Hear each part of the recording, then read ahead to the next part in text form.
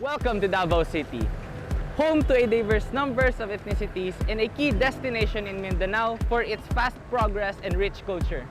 One of those places that can be seen here is the Rojas Night Market.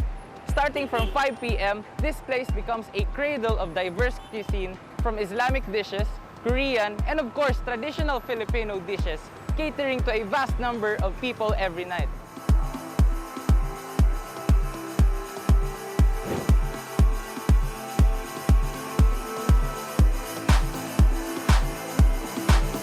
Let us move on to a popular Japanese fusion restaurant and is featured in many local publications called Kaizen. Now, let us see what they have to offer.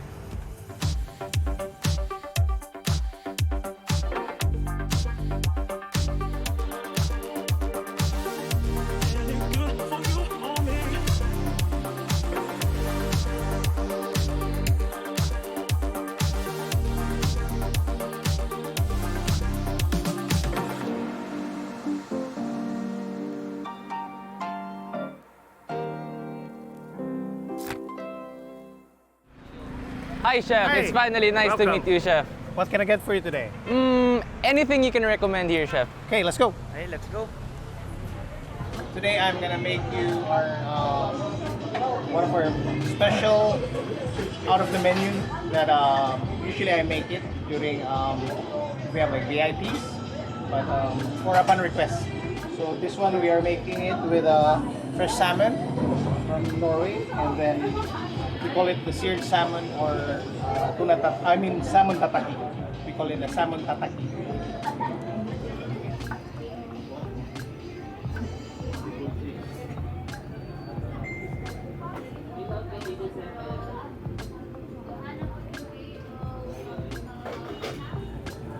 A little bit chili flakes.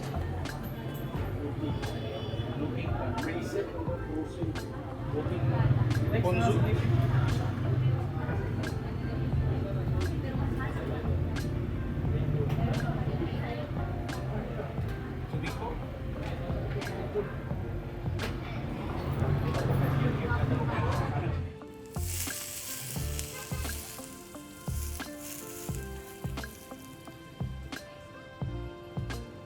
Okay, so Chef, what's next? Okay, this is our butabara. Butabara. It's pork belly wrapped in bacon, Okay. then grilled. Okay, so ibe-base mo pa rin ba siya ng butter and oil, Chef? A little, yes. We add a little bit of that. All right, so we'll wait for it to cook a bit, no, and then we can have a taste Yes. of this Yes. called butabara. Yes. Yes. Our homemade teriyaki sauce. Everything from Kaizen are from scratch. Homemade talaga siya. Sauce, stocks, the meats are butchered. We have a commissary that we make it every day. Here you go, guys, butabara from Kaizen. Tikman natin. Mainit pa. Mainit. Ang sarap. Ang sarap, Chef. Ang sarap. Thank you. Nandito yung flavor. Balanced lang yung alat. May konti siyang sweetness. Yes. Chef. Yes. Is that from the teriyaki or from the butter? The teriyaki. The teriyaki sauce, okay. Haka Up guys, promise. Ang sarap. Tikman nyo. Okay, Chef. So, what do we have here? What are these dishes, Chef? Okay. Or let's take a review kung ano to mga dish na to. Okay, these are our most popular dishes for Kaizen. This is our Kaizen original ramen, and then this is our Duterte roll, and then this is our butabara yakitori, and then that's our grilled salmon belly. This is our katsudon rice bowl, donbori, and then this is our Japanese mafia, one of our popular rolls also. And this is our out of the menu special that sometimes I make for VIPs or whoever requested. We call it the seared salmon or salmon tataki. Okay. So, ano yung gusto mong unang tikman natin siya? I would say we go ahead and try this. Okay, we'll try the ramen first. Ramen? Sige po, let's... This Kaizen original was made 6 months.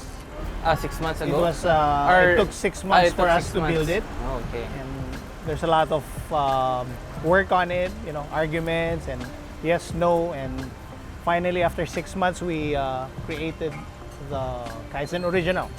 I'm just really curious about this, chef. Okay. Can you give us a background on your culinary journey? Yes. And so, how did you come up with Kaizen? With Okay. that, chef? When I was 18, I left the country and I went to study in the US. Okay. And then after studying, I graduated and I started working in the restaurant. Mostly French restaurants. I started working in the French restaurant in the US. And then after, I started working in the Japanese restaurants also. And I get a chance to work in Tokyo. And then I did work in Osaka also. And then with 24 years of cooking in the US, I finally decided to move to Davao. I mean, move to the country in the Philippines and then move to Davao, where I met my wife. And then what's behind Kaizen is we opened this restaurant from our love story. Wow, that's very sweet, chef. Yeah. Was your cooking experience or your cooking career in the US the longest one? Yes, Chef? 24 years. 24 years. Yeah. How many years were you working in Japan? Japan, I worked in Tokyo for 2 years and then 1 year in Osaka. 1 year in Osaka. Kasi natanong ko lang siya, chef, kasi Kaizen is somehow Japanese parang Yes. base. So with overall 4 years, 3 years sa 3 Japan. years total. 3 years total sa Japan, no. That's very good. Now, what's the next dish na gusto mo tikman natin, chef? Probably go for the butabara. Butabara. Okay, so natikman natin siya kanina while you were grilling it, and of course it's good. How was the menu created? Or what were the factors na kinonsider nyo sa paggawa ng menu natin? Okay. When I moved to the Philippines, I observed how the Filipino taste bud is compared to the US and Japan. Yes. So when I created the menu, I adjusted the flavors that will catch the taste bud of the Filipinos. Okay, so as you said, gusto mong kunin yung parang taste bud ng Filipinos. Yeah. Ano yung perspective mo, chef? Or what is your perspective in the Filipino taste? Ano yung tingin mo yung parang usually na nasa Filipino dishes? Filipinos love salty, Salty. the salty flavor, and then the sweetness, Sweetness. and then the sour flavor. Yes. Okay. So usually na-apply mo siya sa mga dishes mo, ganyan. Now, chef, what's the next dish na pwede natin I tikman? think you should go for this one. This is our seared salmon or salmon tataki. This is out of the menu. Wala sa menu ito. And I make it when somebody requests a special, or sometimes if I have a VIP, then I make it for them. So that makes us a VIP. Of course. Wow, thank you so much, chef. We are honored here. Okay, chef, so for our next dish, ano ba yung susunod natin? Let's go with the salmon belly. This one. Okay, so this is a salmon belly. Yes, that's a grilled salmon that we did earlier. Yeah. Now, like all businesses, there must be some challenges that you face. course. What was or what were the challenges that you faced when you started Kaizen? Well, for us, one of the challenges that we did is before we opened Kaizen, we thought about what kind of food should we serve Davao. And then that's the time we came up with street dining, or we call it the yokocho style.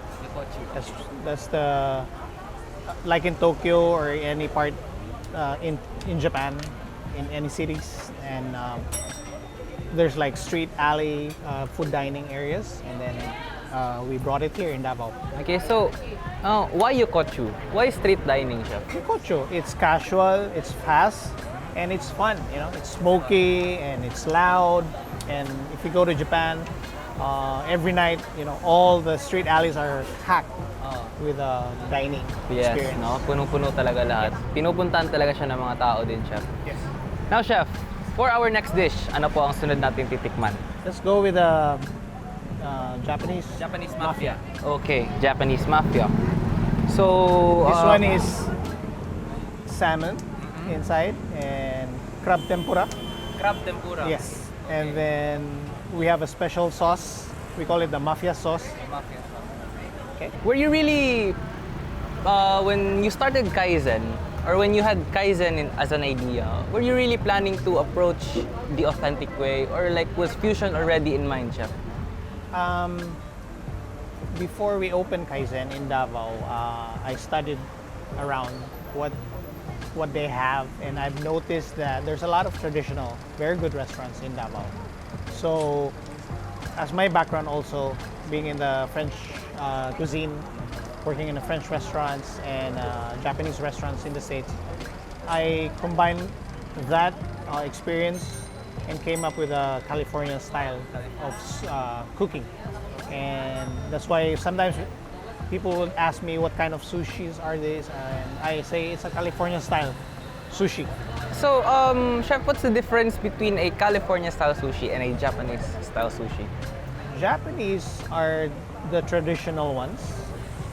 They're simple, flavorful, but with the California style, that's where we create the sushi now with sauces, different kinds of sauces. But yung American style, parang nag-adapt lang din sila dun sa Japanese? Yes. Okay. So originally, sushi came from Japan din talaga? Yes. Okay. So for our next dish, chef, what do you recommend? I'll make you try this katsudon. It's a pork cutlet. It's still a donbori, Yes. a rice bowl. Rice bowl. Okay. So as you said earlier, chef, madami ka na experience na from cooking in different countries. So being able to see the food culture in other countries, chef, what do you think makes the Filipino palate different from other countries? For me, I think Filipino palate likes a strong flavor compared to other cultures and countries that they like the light flavoring. But for the Filipinos, I believe that they like the strong salty or sweet flavor. Okay, so present yun siya sa ramen kanina nung pagtikim ko. It has a strong flavor, no? Andun yung spice, andun yung alat, andun yung tamis yung sa meat na part. So far, ito na lang yata hindi natin natikman, yung Duterte roll. Okay, so can you please tell me, chef, what is the process of like making How it was made? Yes, how it was made. When I moved here in Davao, 2016, the former president just became the president, and I thought about why not make a roll naming it after him, for something that has a tough crunch outside and soft, sweet inside. So I thought about those flavors that will stand for the former president, and we came up with this roll, and I believe it's one of the top sellers in the restaurant. Wow. Yung what's the presidential sauce? Medyo may strong siya, may malakas siya na dating, chef, no? Parang it's a bit sweet and sour again. Yep. Pero may parang Punch. may punch siya, Yes. no? And then balance yung sweet, yung cheese inside. Yes. Titikman. Again, chef, a good dish. Thank you. Grabe. I'm really interested in your perspective of what food is. What's your take on this? Or what's your perspective on food? Okay. Each cook or chef can cook or make any dish. And for me, my take is when I make food, it comes from my heart. So anything that my take or my chefs make is coming from their heart. So each dish that serves to our customers are coming from our heart. So, you have been cooking for how many years? And this dish, minsan kasi hindi naman natin ine-expect na makuha natin yung taste ng ibang tao. Like, others will say na masarap yung food mo, may magugustuhan nila. But others will say na, hindi masarap. How do you deal with that, chef? You know, like what we say that you can't please everyone. So that's fine. Some guests have a different preference, you know, like different cultures also have a different preference with flavors. Same with the customers, but so far we've been seeing more repeat customers liking our food naman. And I'm really glad to be one of those customers na nagustuhan yung pagkain niyo, chef. Thank you. Thank you so much. How many branches do you have here in Davao, chef? Right now we have 3 branches, and then we're building a new project actually. It's going to be a bigger Kaizen, and it will be still in Davao, but it will be in a different location. Okay. And it can cater probably 6 times the size of what we have right now. 6 times. Wow, that's going to be a big location. No? So, is it okay if we know where will you put it, chef? Or confidential lang muna siya? It will be in Kaizen Buda. Buda? In Bukidnon. Wow, that's very chef. So Kaizen is known for as street dining. Yes. Right? Do you plan on like if may mga plans ka in the future na tatayo ka ng bagong Kaizen na branch again, do you plan on like medyo aalis ka lang sa street dining and then mag-indoor ka siya? Yes, Do you have plans like that? actually we have some concepts also na hindi siya street dining. Okay. We also have one in Buhangin before. It's an indoor, it's in the mall. Oh, okay. It's an indoor restaurant, and then the dining is mostly indoor. And then we have other plans also to open different concepts like the food truck. And then this one is the food, street dining. Street dining. Yep. So yeah, in the future, definitely we will have more different concepts of Kaizen. What do you think is the role of food in our society, chef? Food is part of our life. It's part of our daily life, and it's a culture also. Culture, and it's a trend. So sometimes we have a trend on different kinds of dishes internationally and locally, and we just follow that. Okay. So, what do you think, chef? How does Kaizen stand now or where does Kaizen stand now in our society? Now that you are serving for the Filipino people, you're serving different cuisines, fusion dishes. Right. So where does Kaizen stand now? We've been in the business for almost 6 years, and we've experienced and we've learned how what they want, what they like, our customers and the Filipino customers, and we are moving forward. You know, we are expanding. We have plans for expansion, not just in Mindanao but in Luzon and Visayas also in the future. And then, of course, you know, we will be coming up with more innovations and more different kinds of dishes. Wow, that's very exciting, chef. We wish you good luck for your future endeavors, chef, and to hopefully see Kaizen internationally, if not internationally, globally. Thank you. Thank you so much. What advice can you give to aspiring chefs who want to create fusion dishes or also maybe establish their own restaurants in the future? Okay. For me is learn the basics. Learn the basics, and from there you create your forte, and then learn as much as you can. And then once you get to learn all the techniques, then you can create your own style, and you can create your own restaurant and dishes. Food, despite its diversity, is not only for the purpose of survival.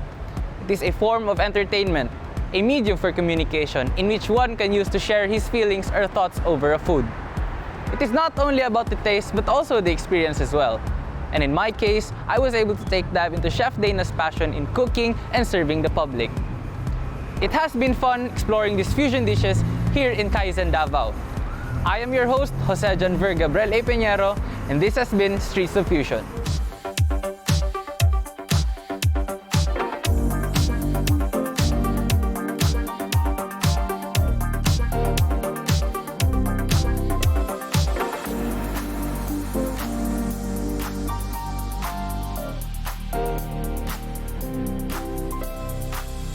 This is never gonna be any good for you or me.